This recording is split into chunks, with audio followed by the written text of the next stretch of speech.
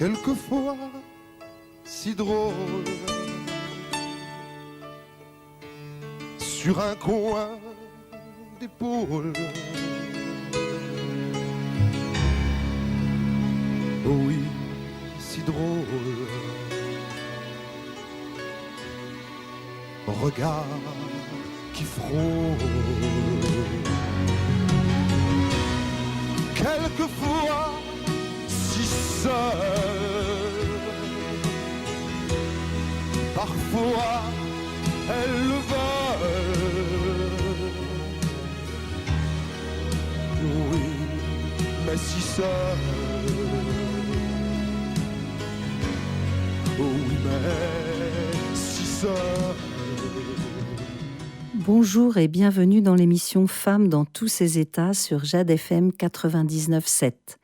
Aujourd'hui, je reçois Barbara. Bonjour Barbara. Bonjour Véro.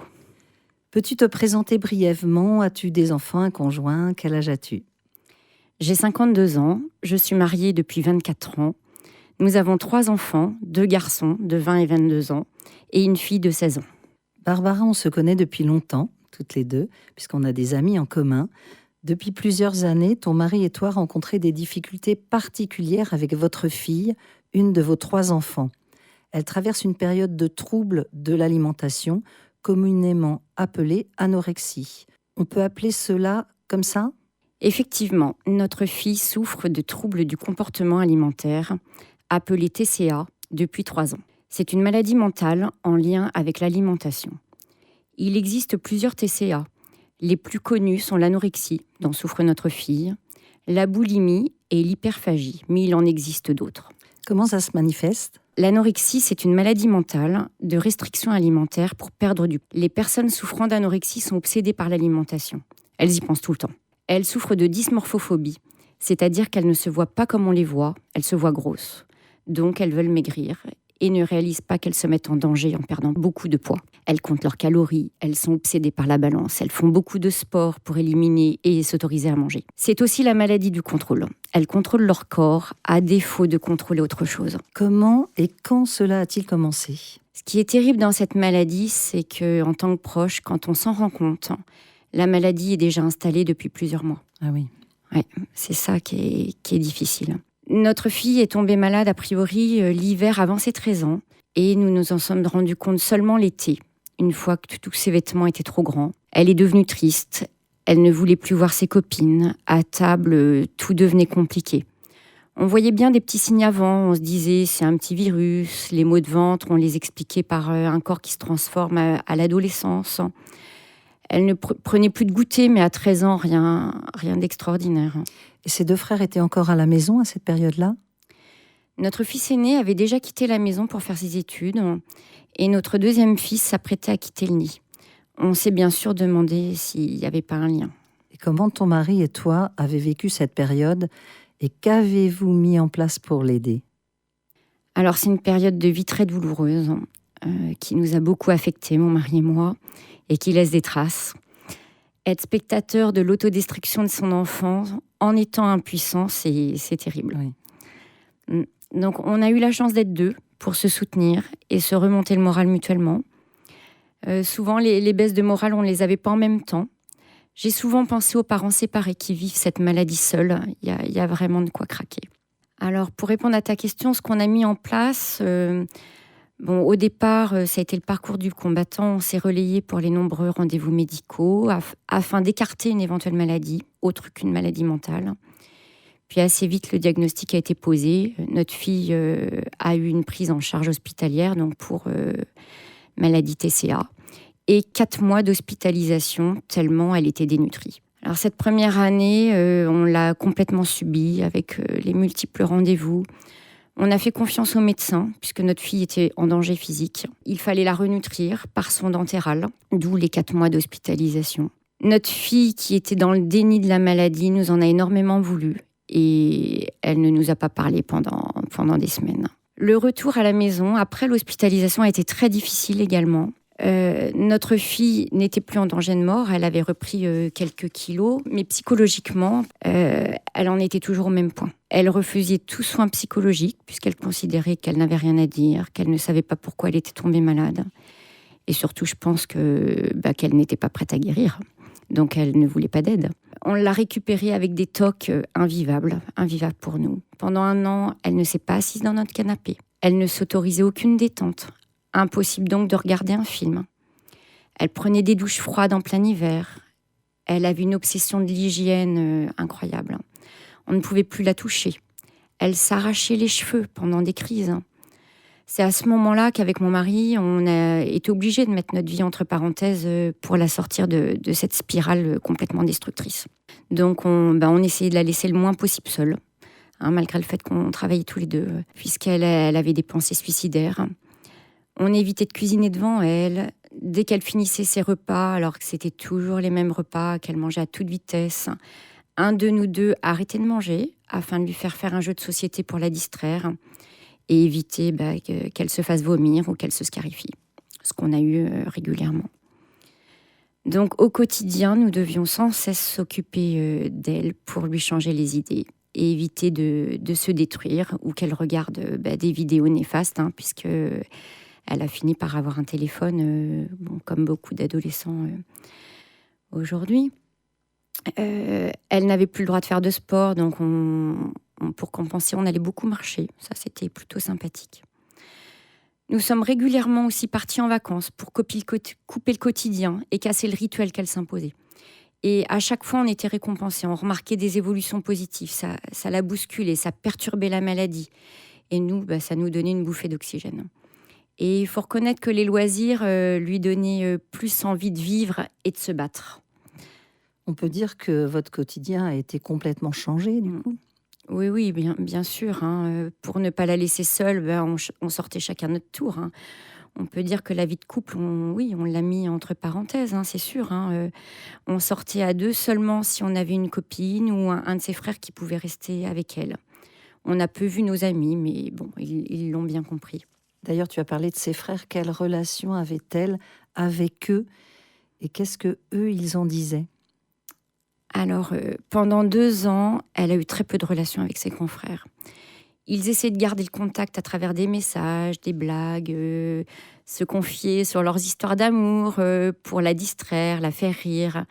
Mais bon, il y avait très peu de communication. Elle n'avait rien à leur raconter. Elle était trop enfermée dans son mal-être. Alors, ils font leurs études loin de chez nous, donc ils ne rentrent pas souvent. Et j'avoue que ça a été une bonne chose pour les préserver et leur éviter de vivre dans une maison où nous, parents, n'étions plus disponibles pour eux, tellement accaparés par leur sœur, dont il fallait toujours s'occuper. Lorsqu'ils revenaient, l'ambiance était pesante, ils ne reconnaissaient plus leur sœur. La maladie enferme vraiment dans un autre monde. Et alors, à chaque fois qu'ils rentraient, on les briefait. On avait peur aux gaffes, donc on ne voulait pas qu'ils fassent de commentaires sur le physique en général, qu'ils respectent nos repas, les heures de repas, qu'on ne reste pas trop longtemps à table. Les repas sont tellement une souffrance pour elles, donc on leur demandait de ne pas manger de trop grosses assiettes pour ne pas la dégoûter. Enfin bon, clairement, c'était pas une vie normale. Notre aîné nous a dit un jour, c'est pas si vieux, l'été dernier, moi aussi j'ai envie de profiter de vous quand je rentre à la maison. Je vais arrêter de revenir si l'ambiance est si tendue. Et oui, notre fils s'emportait à la moindre contrariété. Il avait complètement raison. On dit d'ailleurs que les médecins disent que c'est une maladie qui est mortifère pour toute la famille. Et je plains sincèrement les familles, les frères et sœurs qui subissent cela au quotidien. Donc oui, ça les a rendus très tristes. Mais au moins, au quotidien, ils avaient leur vie étudiante et étaient épargnés. Et ta fille s'est-elle faite aider par un ou des professionnels de santé ou des spécialistes de ce trouble? Alors oui, on a essayé différents soins, dictés par l'hôpital essentiellement. Tous les soins de l'hôpital, notre fille les a critiqués ou refusés. Et puis, il y a eu une coach, Julie, spécialisée en TCA, qui a été d'une grande aide. Je la remercierai jamais assez. Qui a trouvé les mots et lui a donné des techniques pour combattre cette foutue maladie. à l'automne dernier. Elle est arrivée certainement au bon moment. Notre fille était certainement prête à s'en sortir et voilà. Et ton mari et toi, est-ce que vous avez aussi reçu de votre côté de l'aide et laquelle ? Alors pas vraiment. Bon, mes amies m'ont aidée. Elles m'ont fait rire, elles m'ont aussi fait pleurer, mais c'était positif. Elles m'ont souvent conseillé de me faire aider psychologiquement, mais je n'en ressentais pas le besoin. Je me disais que j'irais mieux lorsque ma fille ira mieux, et c'est le cas aujourd'hui. Est-ce que vous avez dit à votre entourage les difficultés que traversait votre fille ? Alors oui, forcément, puisque notre quotidien a été bouleversé. Et puis nous devions expliquer les comportements particuliers de notre fille, donc on ne s'est jamais caché, on a toujours été cash. Tu as parlé un peu de tes amis, mais le reste de l'entourage vous a-t-il vraiment soutenu ? Et comment ? Oui. Donc nos amis, la famille, bien sûr. Tout le monde a été très gentil et malheureux de voir l'état de notre fille. Mais on s'est sentis très seuls, surtout moi, puisqu'au quotidien, nous étions seuls. Et nous étions les seuls à qui notre fille faisait confiance. Et je pense les seuls à vraiment comprendre la maladie, parce que c'est une maladie qui est complètement irrationnelle. Donc si on ne la vit pas, on ne peut pas comprendre. Et comment et quand les choses ont évolué ? Et comment va votre fille aujourd'hui ? Alors c'est un ensemble de choses. Les différentes rencontres, la coach Julie, des nouvelles amies, des nouvelles envies, l'envie de remanger ce qu'elle aimait. Le premier jour où elle a remangé une mangue, ça a été beaucoup d'émotions pour elle comme pour nous, tellement elle s'était privée de ce qu'elle aimait. Une envie de voyager aussi, de voyager seule et de partir sans nous. Et d'ailleurs, elle part un mois là au Canada et dans quelques jours et on est super heureux pour elle. Ah oui. Donc il y a eu un déclic en septembre dernier, l'entrée en seconde.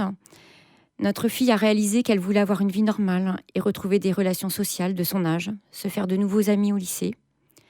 Et elle a décidé du jour au lendemain d'arrêter de se nourrir avec des compléments alimentaires et de remanger progressivement, normalement. Et donc mission réussie, assez vite d'ailleurs. On a été assez impressionnés. Et elle s'est fait de très bons amis qui l'ont aidée à avancer. Et elle a passé une chouette année de seconde au lycée. Alors, il y a 3 mois, elle se disait guérie. Aujourd'hui, c'est un peu plus compliqué. Après ce qu'elle a vécu, c'est sûrement logique qu'il y ait des fragilités par moment. Mais j'ai confiance et je suis persuadée qu'un jour, elle sera complètement guérie, malgré tout ce qu'on peut entendre de part et d'autre sur l'anorexie. C'est un bel espoir. Et toi, Barbara, comment vas-tu aujourd'hui ? Alors, tu es aussi maman, hein, donc oui. Une maman va bien lorsque ses enfants vont bien. Hein. Après, je ne suis pas qu'une maman, je suis une femme. Et en tant que femme, je vais beaucoup mieux. Hein. Certains jours, comme le week-end dernier ensemble, lorsqu'on a fait la fête, tu as pu voir que j'étais heureuse et très détendue. Oui. D'autres jours, c'est plus difficile. J'ai aussi des fragilités. Alors Barbara, tout ce que tu nous as dit, c'est vraiment très beau. Je suis très émue de t'entendre en tant qu'amie. Et pour que nos auditeurs, eux, te connaissent aussi un peu mieux, je vais te soumettre, comme je fais pour chacune de nos invités, au portrait chinois. Merci de justifier tes réponses. Si tu étais un plat. Alors, vu la température aujourd'hui, une petite salade fraîcheur, avocat, pamplemousse, tomate, crevettes, avec un petit rosé bien frais. J'avoue que j'aime beaucoup l'été. Bien sûr, le rosé bien frais, avec modération. Si tu étais un animal. Alors, mes amis vont rire parce que je ne suis pas très animaux, mais pour choisir un dauphin. J'aime beaucoup la mer, j'aime nager et j'aime plonger. Si tu étais un livre. Alors, un livre que j'ai beaucoup aimé, Respire, de Maud Ankawa. Un très beau livre. Le bonheur est un chemin intérieur et il faut y vivre pleinement. Voilà ce qu'on peut en retirer. Si tu étais une chanson. Alors, il y en a beaucoup que j'aime beaucoup, mais j'ai choisi Flowers de Miley Cyrus. J'aime beaucoup sa voix, le rythme varié, et elle me donne envie de danser avec mon mari. Dommage, ton mari n'est pas là, sinon tu aurais dansé dans le studio. Si tu étais une fleur, une plante ou un arbre. Alors, j'aime beaucoup les hortensias. Ça me rappelle mon enfance, le jardin de mes parents. Et la Bretagne, que j'aime beaucoup aussi. Et puis, ça fleurit longtemps. Lorsqu'il ne fait pas très chaud, trop chaud par contre. Là, ils sont beaux en ce moment, les hortensias. Oui, ça mais risque de pas durer. Ça va peut-être pas durer, oui. Si tu étais une personne célèbre, Alors, je suis en admiration devant les femmes résistantes de la Seconde Guerre mondiale, les femmes engagées, et en particulier Lucie Aubrac. même Barbara, merci pour tout ça. C'est vrai que tu as voulu faire un résumé un petit peu et pas aller trop loin dans tout ce que tu disais pour n'heurter personne, c'est tout à ton honneur, et pour rester droite et forte. Bravo Barbara, c'était vraiment très bien de t'avoir avec nous. Est-ce que tu veux ajouter quelque chose ? Alors oui, Véro, parce que si j'ai accepté ta proposition d'émission de radio, tu te doutes que ce n'était pas pour parler de moi, mais pour donner un témoignage d'espoir aux nombreuses familles qui vivent la même galère que nous avons vécue. Et c'est ce qui m'a manqué quand notre fille était hospitalisée. J'aurais aimé rencontrer des familles qui s'en étaient vraiment sorties pour avoir de l'espoir. Et les seules réponses que l'on me donnait, c'était qu'il fallait être patient, que c'était très long. Alors oui, c'est très long, mais ça vaut le coup de se battre. Et d'aider son enfant, de sacrifier quelques années. Surtout que finalement, en 3 ans, on a eu aussi de très chouettes moments avec notre fille. Chaque progrès est une victoire. Elle a été très consciente de notre accompagnement. Elle nous a témoigné très souvent des messages d'amour et sa reconnaissance. Et d'ailleurs, nos liens sont très forts aujourd'hui. On dit souvent que les épreuves font grandir. Est-ce que vous vous sentez, ton mari et toi, plus forts ? Oui, je pense qu'on s'est moins embêté avec des contraintes et on a gardé le cap. Notre seul objectif, c'était que notre fille soit guérie. Et bon, on est sur la bonne voie. Et vous êtes fort de l'amour de votre fille et de vos enfants aussi. Tout à fait. Et puis, encore une fois, on a eu la chance. Mon mari a été un mari extraordinaire, mais un père aussi extraordinaire. Donc, ça a été notre force, c'est sûr. D'être à deux. Tout à fait. Et de s'épauler. Et tout à fait. Ben, bravo d'être venue témoigner, Barbara. Je trouve ça très courageux que tu sois venue. Ça me touche beaucoup puisqu'on se connaît et que je connaissais les difficultés que vous rencontriez. Merci d'être venue. Et puis, je t'avais demandé de choisir une musique pour clore cette émission. Qu'as-tu choisi ? Alors, j'ai choisi Jimmy de Moriarty. C'est une chanson sur la recherche de soi. Le refrain ressemble à une invitation. Reviens à l'essentiel, reviens à toi-même. C'est très beau et j'aime beaucoup cette chanson aussi. Eh bien, merci beaucoup Barbara. Et puis, je vous dis à tous, à bientôt. On aura le plaisir de se retrouver dans l'émission Femmes dans tous ses états sur Jade FM 99.7. Et on écoute Jimmy de Moriarty. Merci Véro, à bientôt. Merci.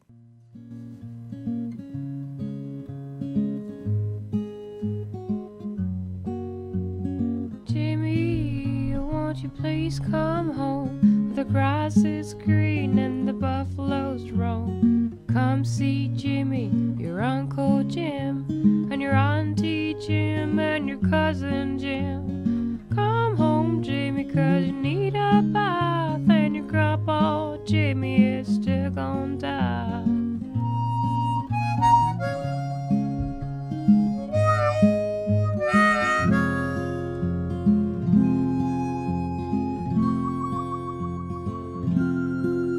There's Buffalo Jim and Buffalo Jim. There's Jim Buffalo, now that didn't you know? Jim, Jimmy, Jimmy, it's your last cigarette. And there's Buffalo Piss, and it's all kinda wet. Jumbo Jimmy, you'd better hold your nose. Our roads lead to Rome with the buffalo.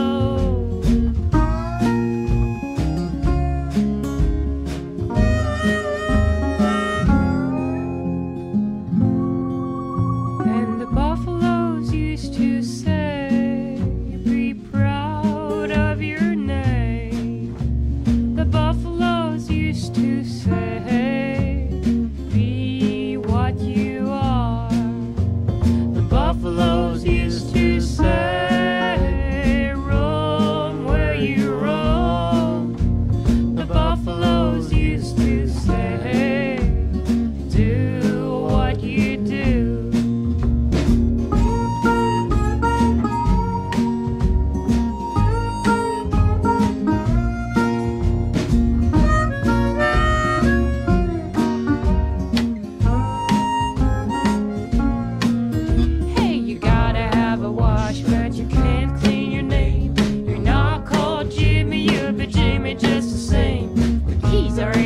bag and a chest by the door. And one of Jimmy's friends has taken the floor.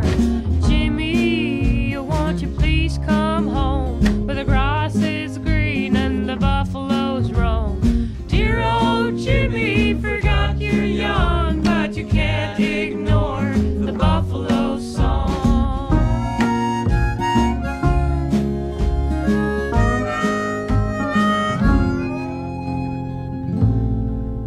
And the buffaloes used to say, be proud of your name. The buffaloes used to say, be what you are.